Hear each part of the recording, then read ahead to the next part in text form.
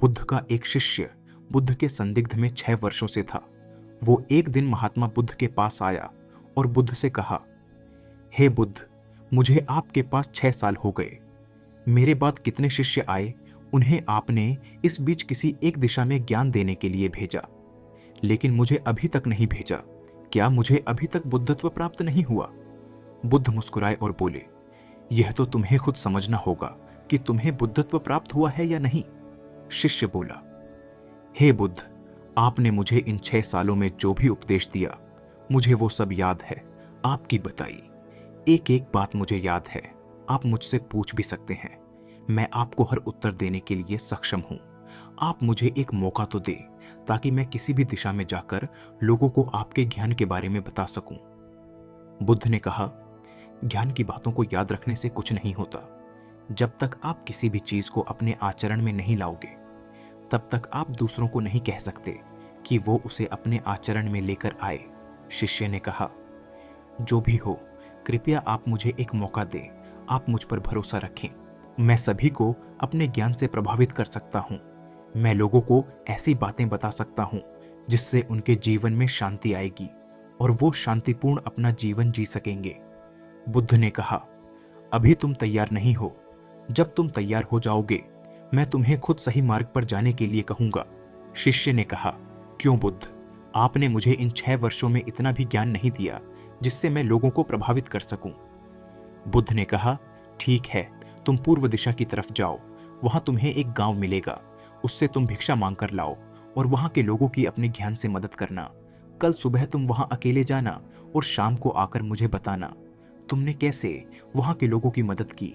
वह शिष्य ये सब सुनकर बेहद खुश हो गया और बुद्ध का आशीर्वाद लेकर चला गया। और वह रात भर ज्ञान समेटता रहा और मन ही मन सोच रहा था कि मैं कल ऐसे ध्यान की छाप छोड़ूंगा कि वहां के लोगों के साथ बुद्ध भी मुझसे प्रभावित हो जाएंगे। सुबह उठकर वो महात्मा बुद्ध को प्रणाम करने गया। उन्हें प्रणाम कर वह पूर्व दिशा की तरफ निकल गया। शाम को जब वह वापस आया तो बुद्ध ने देखा कि उस शिष्य के माथे पर चोट लगी है और खून बह रहा है। बुद्ध ने उसे पट्टी की ओर पूछा, तुम्हें यह चोट कैसे लगी? शिष्य ने कहा कि बुद्ध, वहां के लोग बेहद दुष्ट हैं। उन्हें जरा भी बुद्धि नहीं है। मैं उस गांव में भिक्षा लेने गया, पर किसी ने मुझे भिक्षा नहीं दी। सब मुझे गालियां दे रहे थे। एक व्यक्ति ने मुझे भिक्षा तो दी, लेकिन नीचे फेंक कर और कहा, इसे उठा लो। मैंने उन्हें काफी समझाया, लेकिन वह मेरी बात सुनने को तैयार ही नहीं थे। उल्टा उन्होंने मेरे साथ हाथापाई की, जिससे मुझे चोट लग गई। हे बुद्ध, आप मुझे दूसरी जगह भेजें जहां के लोगों में बुद्धि हो। इस तरह ना हो।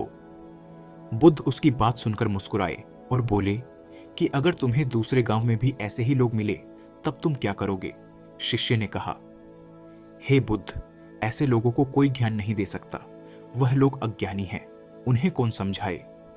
बुद्ध ने कहा, वह लोग अज्ञानी नहीं बल्कि ज्ञानी हैं।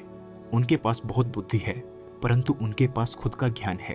अब अगर तुम किसी दूसरे के ज्ञान को चोट पहुंचाओगे तो वह कुछ तो कहेंगे ही। तुम्हें ऐसे लोग हर जगह मिलेंगे, तब तुम अपना ज्ञान उन्हें कैसे दोगे? बुद्ध ने शिष्य को कहा कि आज तुम आराम करो, कल शाम को मेरे पास आना। शिष्य बुद्ध को प्रणाम करके चला गया। अगली शाम जब वह वापस बुद्ध के पास आया, तब वहां एक और बुद्ध का शिष्य मौजूद था। उनके हाथ में चोट लगी हुई थी। बुद्ध ने उस शिष्य के हाथ पर चोट देख उस पर पट्टी की और उस शिष्य से पूछा कि तुम्हें यह चोट कैसे लगी? शिष्य ने कहा, हे बुद्ध, आपने पूर्व के एक गांव में मुझे जाने के लिए कहा था, वही मुझे यह चोट लगी। बुद्ध ने कहा, वहां तुम्हारे साथ क्या क्या हुआ, तुम मुझे बताओ। शिष्य ने कहा, हे बुद्ध, वहां पर मैंने सबसे भिक्षा मांगी, लेकिन किसी ने मुझे भिक्षा नहीं दी। एक व्यक्ति जिसने भिक्षा दी थी, उसने भी वह मुझे जमीन पर फेंक कर दी और कहा, उसे उठा लो। मैंने चुपचाप उसे उठाकर अपने पात्र में रख लिया और उसे कल्याण का आशीर्वाद दिया। तब उस व्यक्ति ने मुझसे कहा, आप बड़े ही अजीब व्यक्ति हो। मैं आपका अपमान कर रहा हूं और आप मुझे आशीर्वाद दे रहे हैं। मैंने उनसे कहा कि आप धनी हैं, आपने मुझे दान दिया है, इसलिए मैं आपको आशीर्वाद दे रहा हूं। फिर वहां से मैं आगे गया तो कुछ लोगों ने मुझे वहां से जाने के लिए कहा। उन्होंने मुझे कुछ अपशब्द कहे और मुझ पर कुछ पत्थर फेंके, जिससे मुझे चोट लग गई। जब मैं वापस आ रहा था तब मैंने एक माँ को रोते हुए देखा। वह अपने बीमार बच्चे को लेकर चिंतित थी। मैं तुरंत जंगल से जाकर उसके लिए जड़ी बूटी ले आया, लेकिन वहां के लोग मुझे जड़ी बूटी देने नहीं दे रहे थे। फिर मैंने उनसे विनती की कि वह मुझे उस बच्चे का इलाज करने दें। उसके बाद वो जैसा कहेंगे मैं ठीक वैसा ही करूंगा।